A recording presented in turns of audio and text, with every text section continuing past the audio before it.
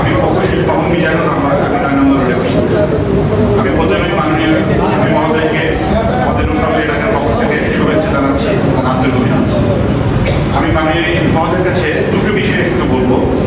প্রথমত হলো, আমাদের এই এলাকায় যারা এখানে আমরা বসবাস করি, বিভিন্ন জায়গা থেকে বলা হচ্ছে সেটা হলো সরকারিভাবে ময়লার জন্য সর্বোচ্চ 100 টাকা নির্ধারিত করা হয়েছে, কিন্তু আমরা প্রতি মাসে 150 টাকা করে দিই, তারপরেও সেইভাবে সার্ভিসটা পাই না। যেমন আমার রোডের কথা আমি বলি, আমি ময়লাটাকে বলি যে টাইম দিন 8 টাকা, আসেন 10টা, কখনো 12টা, কোনোদিন 1টায়।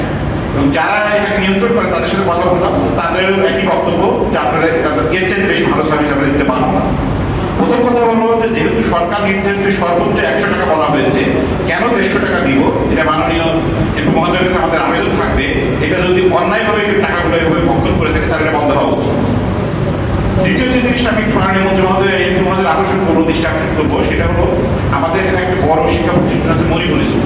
এখানে আমরা যারা বসবাস করি, ম্যাক্সিমাম সকলেরই বাচ্চা কাচ্চা এই স্কুলে পড়াশোনা করে, আমরা সকলেই এখানকার অভিভাবক।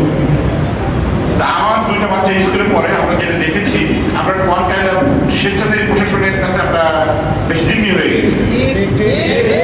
এখানে স্কুলে কোনোভাবেই পড়াশোনা হয় না। যদি আমরা বাচ্চাদের যদি খাতা দেখতে যাই, আপনি চেক করে দেখবেন কিছু এক ক্লাসে, কিন্তু ওই শিক্ষকরা এই সকাল 7টা থেকে শুরু করে রাত্রে 8টা-9টা পর্যন্ত তাদের নিজস্ব কোচিংয়ে এই ছাত্রদেরকে তাদের বাধ্য করে।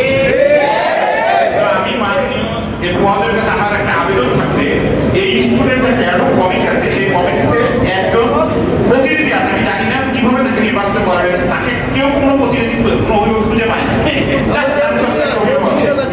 আমি মাননীয় এমপি মহোদয়ের কাছে আমার আবেদন থাকবে যে আমাদের একটা অল্টারনেটিভ, আপনার নেতৃত্বে, আপনার মনোনীত ব্যক্তির নেতৃত্বে একটি অভিভাবক প্ল্যাটফর্ম থাকা উচিত, যেখানে প্রত্যেকটা অভিভাবক নিয়ে তাদের সমস্যার কথা বলতে পারবে, অন্তত পক্ষে আমাদের সমস্যাটার কথা অন্তত বলতে পারবে।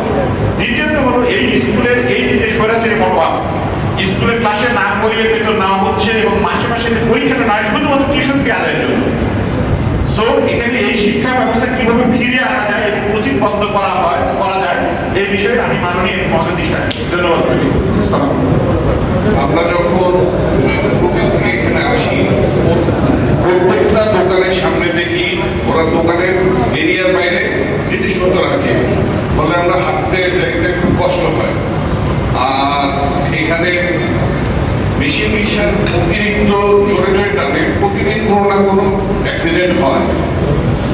আর হচ্ছে আমাদের এই রোডে সবসময় বাইরের হিসাবে অনলাইনে সবসময় চলাচল করে, তাদেরকে বললে ওরা উল্টা আমাদের বলে আপনার কি। তো এখানে প্রতিটা রোডে যদি একটা স্পিড ব্রেকার ব্যবস্থা করে দেওয়া এবং গেটের ব্যবস্থা করে দেওয়া, যেটা নিজেদের উদ্যোগে আমরা করবো, কিন্তু আপনার অনুমতি, কারণ গতবার যখন আমরা গেটগুলো লাগিয়েছিলাম তখন এক বন্ধটা নয় লোক এসে বললো এটা কে লাগিয়েছে, তার বিরুদ্ধে ব্যবস্থা দেব।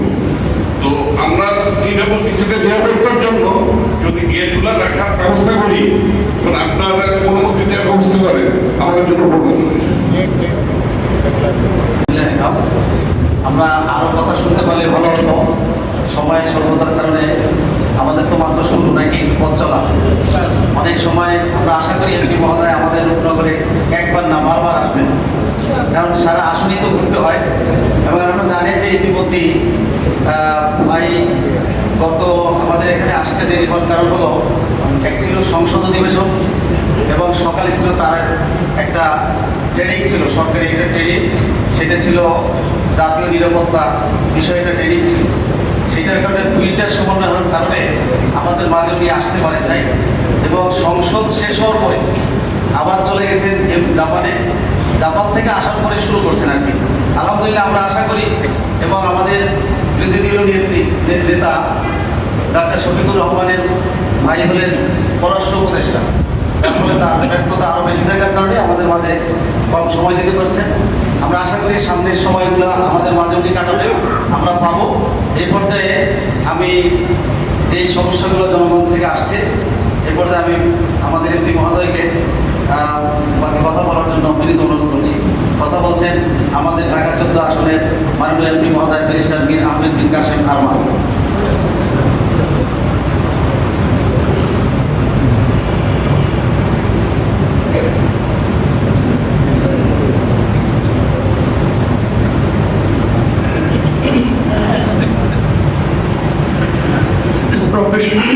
اشرح لي صدري ويسر لي امري واحلل عقدة من لساني يفقهوا قولي.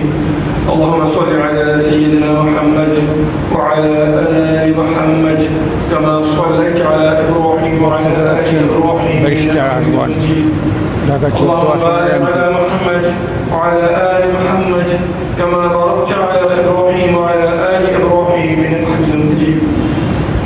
সম্মানিত মুসলিম কিরাম, বিটুলবাসী, আসসালামু আলাইকুম ওয়া রাহমাতুল্লাহি ওয়া বারাকাতুহু।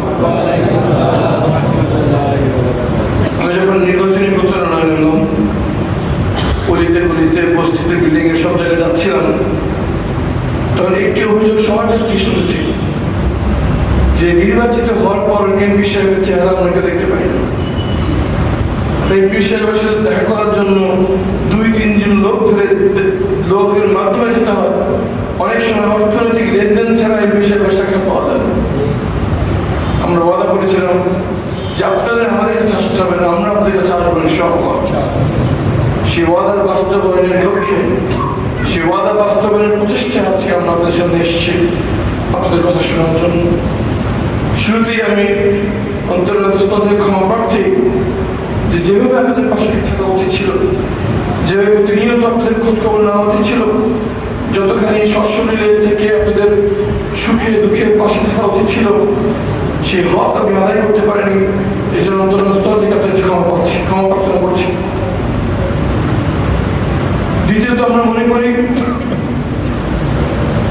বাংলাদেশের মানুষ হাঁপিয়ে উঠেছে পূর্ণ বন্দোবস্ত।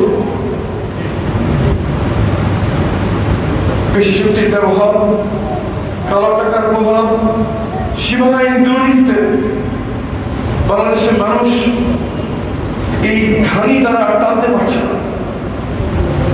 তাদের প্রত্যাশার পরিবর্তন আসবে। তারা চান জবাবদিহিতামূলক ইনসাফ ভিত্তিক সমাজ ব্যবস্থা, যেখানে যারা নির্বাচিত হবেন তারা সমাজের শাসক নয়, সেবক হতে বাধ্য হবেন। এটা জনগণের প্রত্যাশা। আমরা এই স্বপ্ন নিয়ে মাঠে নেমেছি। আমরা স্বপ্ন দেখি এমন একটি বাংলাদেশের যেখানে একজন মানুষের সম্মান নির্ভর করবে তার সততার উপর, তার অর্থনৈতিক সমৃদ্ধি এবং রাজনৈতিক বা ক্ষমতা অর্জনের উপর নয়। আমাদের এই সমাজের ব্যবস্থা থেকে আমরা তাকাই, যার অর্থ সম্পদ রয়েছে আমরা তাকেই সম্মান করছি। আমরা কেউ দেখছি না এই সম্পত্তি সে কিভাবে অর্জন করবো। কাউকে যদি আমরা ক্ষমতাসীন অবস্থায় দেখি, তাকে আমরা সম্মান করি। আমরা একবার চিন্তা করি না এই যে ক্ষমতা সে প্রয়োগ করছে, এই ক্ষমতা প্রয়োগ করি আইনত বৈধ না অবৈধ। এই নতুন সমাজ ব্যবস্থার স্বপ্ন যেটা আমরা দেখি, এটি কখনো কোনো একটি দল, একটি ব্যক্তি, এমনকি সরকার দ্বারা অর্জন করা সম্ভব নয় যদি আমরা সবাই ঐক্যবদ্ধ চেষ্টা না করি। অনেক সমস্যার কথা শুনলাম। কিছু সমস্যা প্রশাসনের সাথে যোগাযোগের বিষয়, প্রত্যেকটি সমস্যা আমরা দেখে নিয়েছি এবং ইনশাআল্লাহ এই অনুযায়ী আমরা যে কর্তৃপক্ষের সাথে যোগাযোগ করার প্রয়োজন আমরা যোগাযোগ করবো ইনশাআল্লাহ। কিছু সমস্যা প্রকোপ, কিছু সমস্যা ব্যাপক, শুধু এই এলাকা নয়, প্রত্যেকটি এলাকায় যেখানে যাচ্ছে অভিযোগ একই পাচ্ছে। তা অন্যতম যেটা এক ভাই বললেন, যেটাকে আমরা বলি প্রকাশ্যে এবং নীরবে চাঁদাবাজি। গ্রামে যে সবজিটি 30 টাকায় বিক্রি হচ্ছে, সেটি আমরা কিনতে হচ্ছে 100 টাকা দামে। এই বহুবিধ মাল্টিপ্লাই প্রাইস ইনফ্লেশন হচ্ছে এই চাঁদাবাজির কারণে। আজকে আমরা যদি চিন্তা করি, কাগজ কলম দিয়ে যদি আমরা লিস্ট করতে বসি, আমরা দেখবো যারা চাঁদাবাজি করছে এবং চাঁদাবাজির বেনিফিট দিচ্ছে তারা সংখ্যায় বিতর্কেও আমলে হিসাব করা যাবে। কিন্তু লক্ষ লক্ষ মানুষ আমরা জিম্মি হয়ে আছি তাদের। এই এলাকাটা যদি অভিযান এলাকা, আমি ঢাকা 14 আসনে যেখানে প্রতিনিধি, পুরো আসনের দিকে যদি আমি তাকাই, অধিকাংশ মানুষ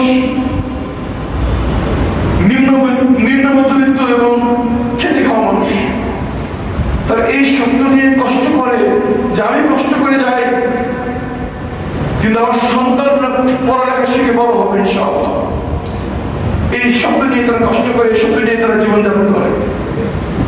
কিন্তু এই স্বপ্ন আমাদের পরবর্তী প্রজন্ম, এই স্বপ্ন নিয়ে যারা গিলে কাছে, তার নাম হচ্ছে মাদক। প্রকাশ্যে মাদক বিক্রি হচ্ছে, স্কুলের বাচ্চাও জানে কোথায় মাদক পাওয়া যায়। যারা মাদক ব্যবসার সাথে জড়িত, যারা মাদকের মধ্যে সমৃদ্ধি লাভ করছে, তাদের সংখ্যা বেশি। দেখে আমরা যারা নির্মল পরিবেশ চাই, যারা চাই যে আমাদের সন্তান মাদক মুক্ত পরিবেশে বড় হোক, তাদের সংখ্যা বেশি, নিঃসন্দেহে আমাদের সংখ্যা বেশি। আমি বলতে চাচ্ছি, আমরা যদি সমাজ পরিবর্তন চাই, তাহলে সবার আগে আমাদের ঐক্যবদ্ধ হতে হবে। আমরা কিন্তু বিভক্ত, আমরা চিন্তা করি আমি কোন জেলা সে কোন জেলা, আমি কোন পীরের মরিদ সে কোন পীরের মরিদ, আমি কোন মাযহাব আমি কোন ফিরকা সে কোন ফিরকা। ধর্ম, বর্ণ এবং রাজনৈতিক বিভাজনে আমাদের সমাজ দ্বিধাবিভক্ত।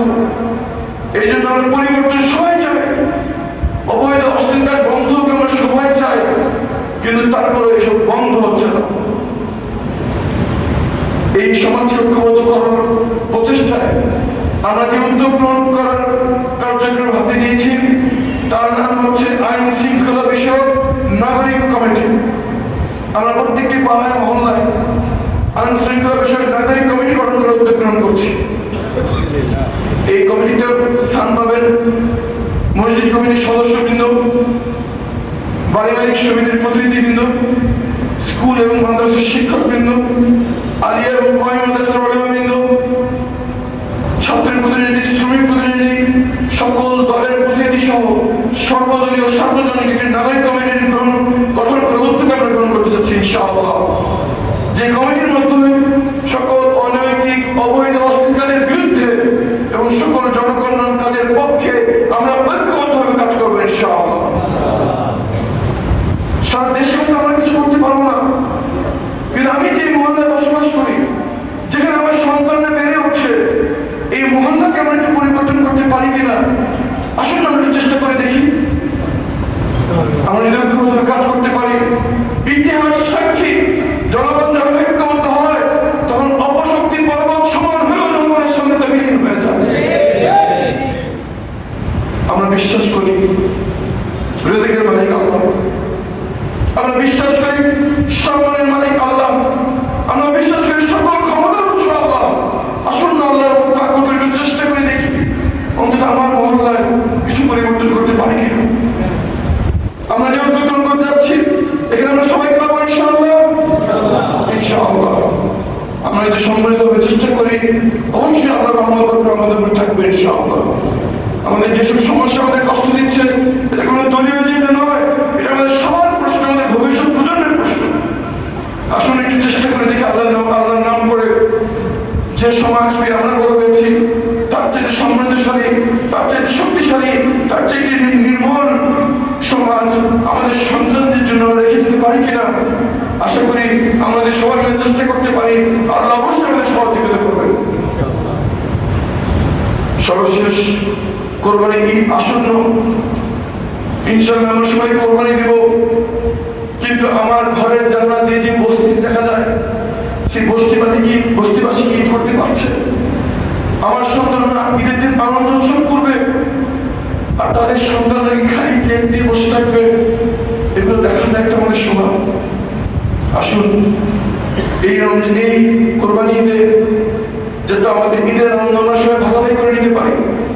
কেউ যদি অভুক্ত না থাকে, কারো সন্তান যাতে মনে না করে এই ঈদ আমার জন্য নয়, আমাদের সবাই মিলে এই দিকে দৃষ্টিবান হই, অবশ্যই আমরা সুনিশ্চিত করতে পারবো ইনশাআল্লাহ। খুব শীঘ্রই আমাদের প্রতিনিধিবৃন্দ আপনাদের সামনে এই কমিটির উদ্যোগ নিয়ে আসবেন, সর্বদা সহযোগিতা কামনা করছি। সর্বশেষ আমি আবারও দুঃখ প্রকাশ করছি যে যতক্ষণই আপনাদের পাশে আমার থাকা উচিত ছিল, সেটা সবসময় থাকা সম্ভব হচ্ছে না, কিন্তু আজকে আমি আমার পক্ষ থেকে একজন প্রতিনিধি নিয়োগ করে মনোনয়ন করে দিয়ে যাচ্ছি, যাকে যিনি এই এলাকার সন্তান, আপনাদের প্রতিবেশী, সকল প্রয়োজনে আপনাদের পাশে হবেন। তিনি আমাদের সবার পরিচিত মনোনয়ন ইসলাম মৃধা ভাই, এবং ইনশাআল্লাহ আগামী সিটি কর্পোরেশনের নির্বাচনে এই ওয়ার্ড থেকে জামাতের মনোনীত কাউন্সিলর পদ তো ইনশাআল্লাহ। আসুন আমরা আল্লাহর উপর তাওয়াক্কুল করে চেষ্টা করে দেখি আমরা সবাই মিলে দেশের কোনো পরিবর্তন করতে পারি কিনা। আমরা বিশ্বাস করি আল্লাহ এই মাটির নিচে যে সম্পদ দিয়ে রেখেছেন, ভৌগোলিকভাবে আমাদের যে কৌশলগত অবস্থান আমরা দেখিয়ে দিয়েছেন, আমাদের জনগণের ভিতরে যে যোগ্যতা আমরা দেখিয়ে দিয়েছেন, স্বাধীনতার 54 বছর পর গরিব জাতির তপ্প আমাদের থাকা উচিত ছিল না। আমরা যদি সঠিক সিদ্ধান্ত আজকে থেকে নেওয়া শুরু করতে পারি, আমাদের পরবর্তী প্রজন্মকে আর সারা বিশ্বে গরিব জাতি হিসেবে পরিচয় দিতে হবে না ইনশাআল্লাহ। আসুন আমরা আল্লাহর উপর তাওয়াক্কুল করে চেষ্টা করি। সবার কাছে আরো একবার দোয়া চেয়ে এবং আরো পরামর্শ চেয়ে আজকের জন্য বিদায় নিচ্ছি। ইনশাআল্লাহ আবার দেখা হবে এবং আমি আপনাদের কাছে আসবো ইনশাআল্লাহ। রব্বানা আলাইকা তাওয়াক্কালনা ওয়া ইলাইকা আনাবনা ওয়া ইলাইকা al-masir। সুবহান রাব্বিকা রাব্বিল ইজ্জাতি আম্মা ইয়াসিফুন ওয়া সালামুন আলাল মুরসালিন ওয়ালহামদুলিল্লাহি রাব্বিল আলামিন। আসসালামু আলাইকুম ওয়া রাহমাতুল্লাহি ওয়া বারাকাতুহু। আমি একটু অনুরোধ করবো, আমি অবশ্যই একটু ছোট্ট দোয়া